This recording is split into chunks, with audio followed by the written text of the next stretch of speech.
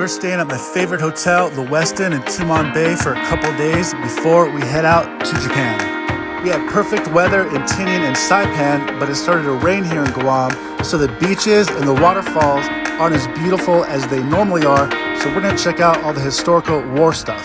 And here we are at the War of the Pacific National Historic Park. On December 7th, 1941, 90 minutes before the Japanese bombed Pearl Harbor, the USS Ward saw a Japanese midget submarine just like this outside of Pearl Harbor and sunk it, thus firing the first shots of the Pacific War. On December 10th, 1941, the Japanese captured the U.S. territory of Guam from the United States. As we enter the building of the National Park, we're in the gift shop. You can check out a lot of the memorabilia and things for sale as far as World War II and the Pacific goes. But also while you're here, don't forget to grab a map, because that'll show you where to go on the island to check out the historical sites. Like we're about to check out in a couple minutes here, there's a museum where you can get tons of information and also watch a movie of the history here as well. The American Memorial Park we went to in Saipan is a sister park to this one.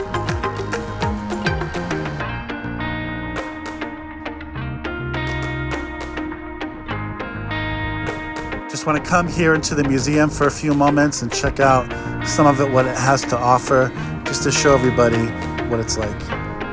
This shows some of the history of the Americans using cartoons to support the war effort.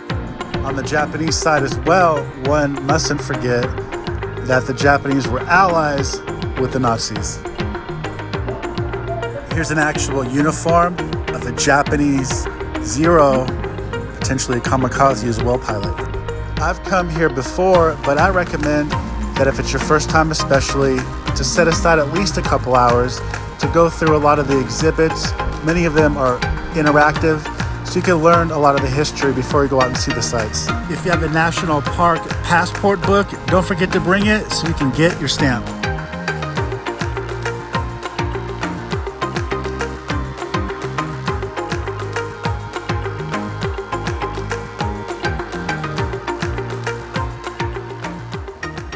Behind this church, there's a hill, and you can hike it, and there's some Japanese coastal defense guns still here from the war in their exact location. Let's go check it out. So here we are behind the church, and here's the trailhead to go climb and find the guns. The guns get their name from the village that we're in, Pidi. The Pidi guns are about a quarter-mile hike up. As we walk through the thick jungle made of mostly mahogany trees, we're gonna find 3 of the Pidi guns. One can imagine what it must have been like as U.S. and Japanese soldiers fighting in this jungle terrain.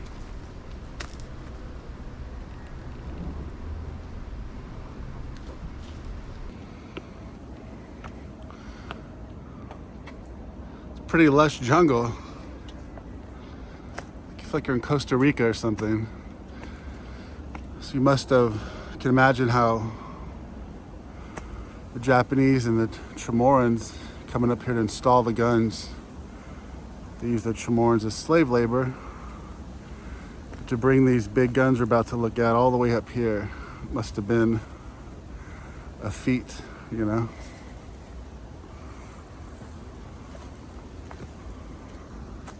Like some blue lizards or something. I don't know what that was. Snake or lizard?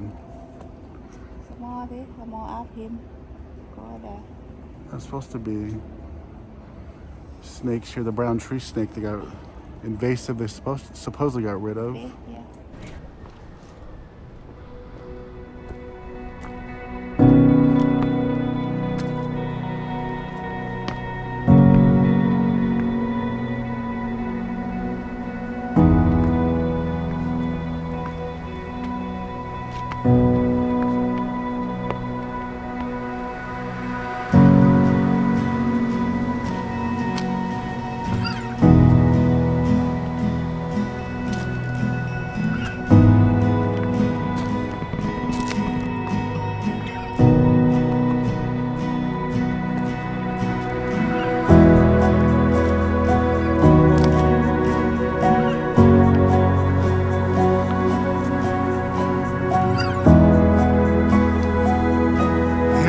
first of the guns, 1 out of 3. And then there's a lot of trees in the way, but at the time these guns are pointed at the beach in case they were expecting US ships to come take back the territory of Guam. So they wanted to point these at the destroyers and the landing crafts. About 50 yards from the first one, there's number 2, but yeah, it looks like it had fallen over.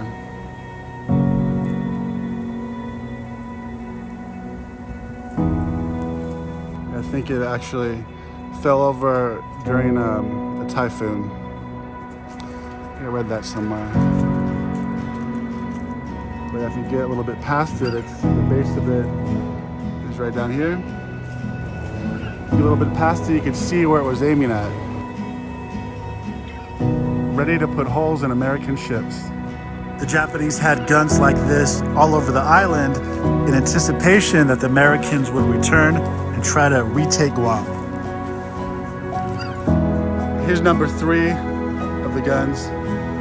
Huge, 5.5 inches. That's one hell of a bullet.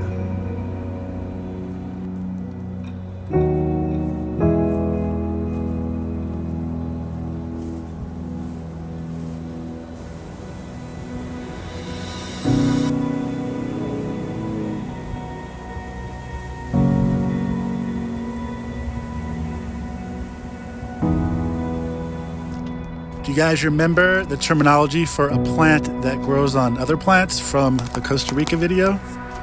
Comments below. The hike is pretty easy. We're already finished. We're back at gun number 1. As we head back to the car, we're gonna go check out some of the incredible Chamorro culture at the next spot. To explore Chamorro culture just a little bit, we're here at Laddystone Park, where you can see these laddie-stones, which were used as foundations of important structures made from 1100 to 1700 AD and are very unique to the culture and only found here in the Marianas. The laddie-stones consist of a long shaft stone with a capstone placed on top and range from several feet tall to the largest, which we saw in Tinian at the House of Taga, was 16 feet tall. But there were some unquarried stones that weren't finished yet, and those were, if finished, would have been 25 feet tall. Their use vanished when the Spanish colonized the islands in the 16th century. These stones are part of the Chamorro identity, and some say when you stand between them, you can really feel the power of the Chamorro ancestors. Guam was put under the jurisdiction of the United States on December 10th, 1898 as a result of the Spanish-American War. After Pearl Harbor, when the Japanese took Guam from the US, they constructed these caves, which are right here in the park. Let's go check them out.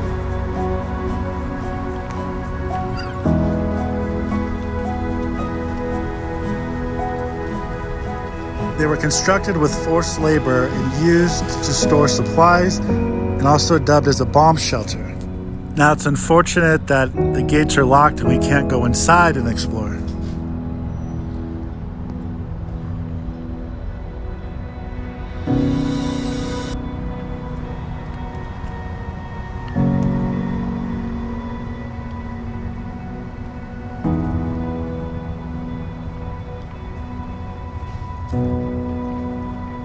There's another entrance over here. Hopefully it's not locked as well.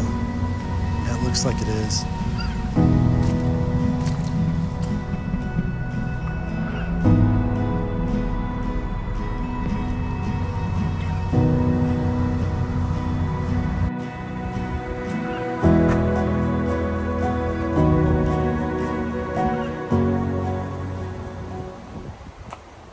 I forget there's a way up or something here.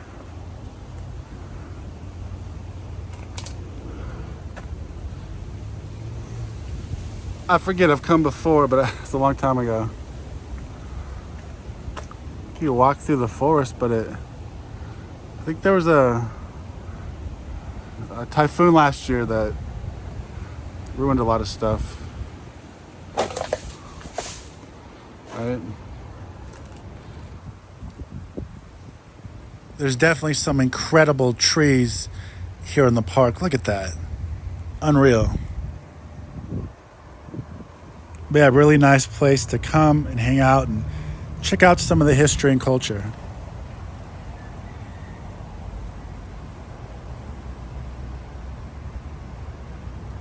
Okay, next we're going to drive back down south and check out the invasion beaches that the U.S. came in through from the Battle of Guam. After the U.S. bombarded the island from its destroyers and several airplanes and taking recon missions, on July 21st, an amphibious invasion began, dubbed WWII Day, codename for this invasion, where 50,000 Americans landed on two separate beachheads. Here's another sign about unexploded ordnances, because still to this day from the war, you can find munitions that can be very dangerous and explode at a moment's notice. Now here are some of the coastal defense guns that were actually used in the Battle of Guam, but this one was placed out in the open. When it was actually used, it was covered up and hidden from the Americans so it could inflict the most amount of damage without being discovered. There was 19,000 Japanese soldiers on the island, and when the U.S. did its amphibious landings in tractors known as Amtraks, they blew 11 of them out of the water before they even hit the shore. The young Marines would recount looking at the Amtrak next to him, blowing up with body parts flying everywhere, wondering if they were next. The sign says, through machine gun and mortar fire and the smoke of the burning Amtraks, thousands of U.S. Marines, followed by the 77th Army Infantry, came ashore along this beach on July 21st, 1944.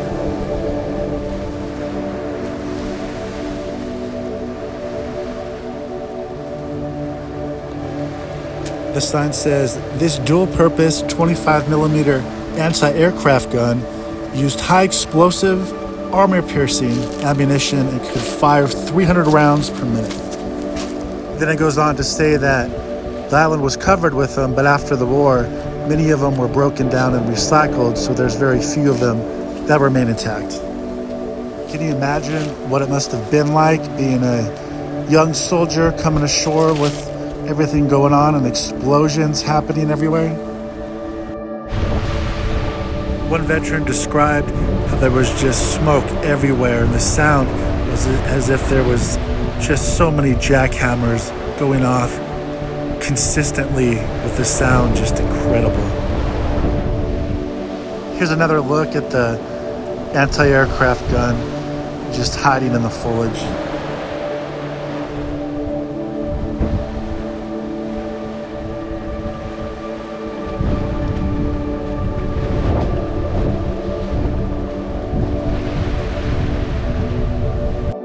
Japanese soldiers would hide out in caves waiting for unsuspecting Americans to walk by so they can shoot them.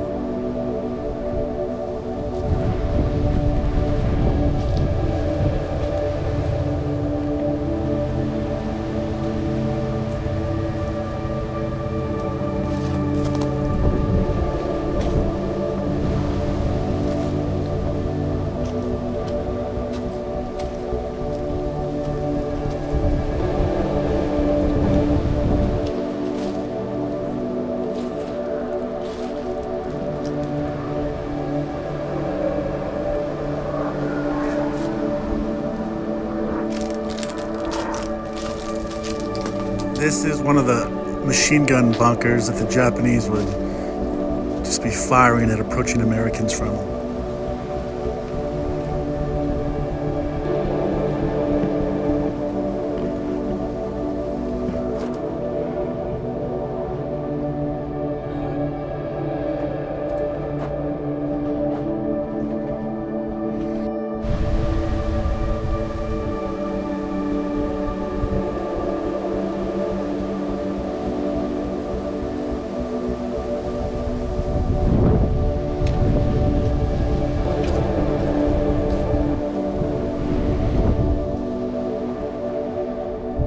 Here's another fortification where the Japanese would place their machine guns and be firing on the approaching Americans.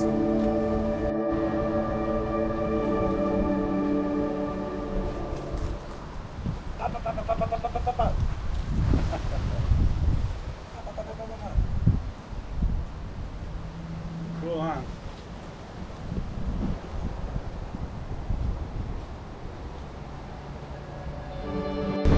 The sign says, "The shoreline to the northwest is the edge of the Orote Peninsula, a prime objective of the U.S. assault force. Orote offered both a large harbor and a flat terrain with an existing airstrip. It took U.S. Marines and Army infantry 4 days to secure the peninsula between here and the Orote airfield. American troops waded through mangrove swamps, fought off a bonsai charge, and encountered fierce resistance from the Japanese defenders dug into a network of trenches and camouflaged pillboxes." Now we're going to head up to the northern landing beach, which is about 7 miles from here.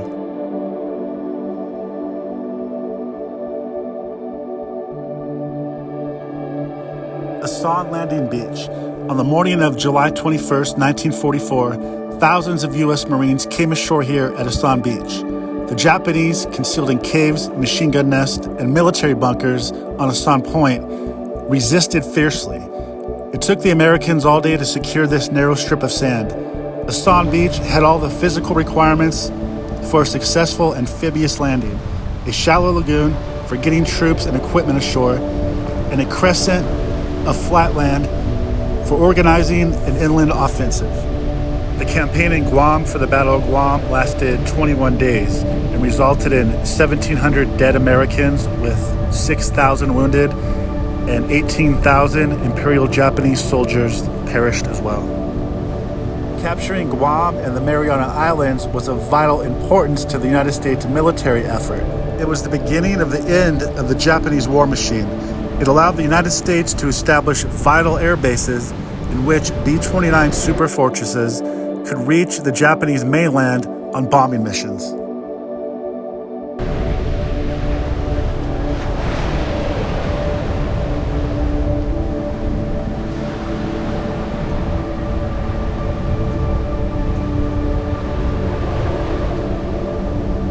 It's pretty incredible that one of the biggest battles in American history took place right here on this beautiful beach. I've got one more spot to check out really quick. If you want to come to a really nice beach that is not as touristy as Tumon Beach, come here, Gun Beach. Really nice, pristine waters, and there's a bridge you could walk around that rock to an even more secluded beach. And this is why they call it Gun Beach. You'll find this Japanese gun at the north end of the beach. Most people don't even know it's here. Here's the bridge to the other beach alongside the rocks, but it looks like it's not working. It's totally overgrown. I can't go further. Unless I brought a machete or something. Oh shit. Spider webs. Oh wow, cool, huh? Okay, keeping with the theme of Saipan with all the awesome Japanese car culture, stop by the local Honda dealer and they have this pristine NSX. God, I wish I could have this car. It's a 3.5 liter V6 twin turboed all-wheel drive hybrid with 520 horsepower. And then, of course, just like the Honda dealer in Saipan, brand new FL5 Type R in black, of course, as you can see. I'll tell you guys one thing, the JDM car culture in Guam and Saipan is definitely alive and well. And if you want to go old school, I spotted this R32 Skyline just in a parking lot kicking it. Alright, me and Bomb are gonna head back to the hotel, rest up a little bit, and go out to dinner tonight, and we'll show you that. Fuji Ichiban Ramen, this place is awesome. They had a smaller place before, but they just built this newer restaurant. And they also have one in Japan, in Nagoya, where I've actually been to. I love this place, let's go in. If you wanna find a great place to eat in Guam, for me, this is definitely one of the spots.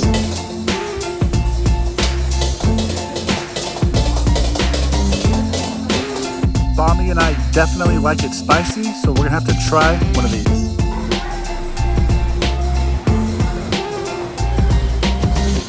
I got this noodle dish. You could definitely taste the smoke of the wok when you eat it. It's so good.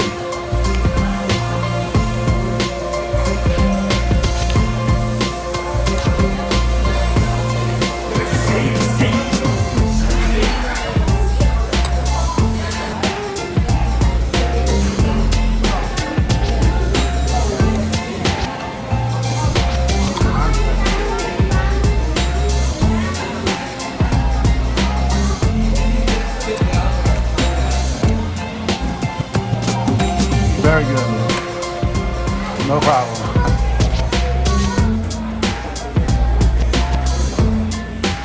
Good? Yeah, to me, Tumon is like the Waikiki of Hawaii. There's so much to do. There's nightlife, there's restaurants everywhere, plenty of shopping. Most of it's walkable. You just walk almost anywhere and have a great time. Mommy and I came down to get a drink. We actually have to leave tomorrow for Japan. Although this video was short, we'll definitely have to come back and make more videos of more of this incredible island. Guam is one of my favorite places on earth, so I definitely can't wait to come back and do more videos here. I just love it. I hope everybody enjoyed the video here in Guam. If you haven't checked out the videos of Guam's neighbors, Saipan and Tinian, check them out as well, and we'll see everybody in Japan on the next one.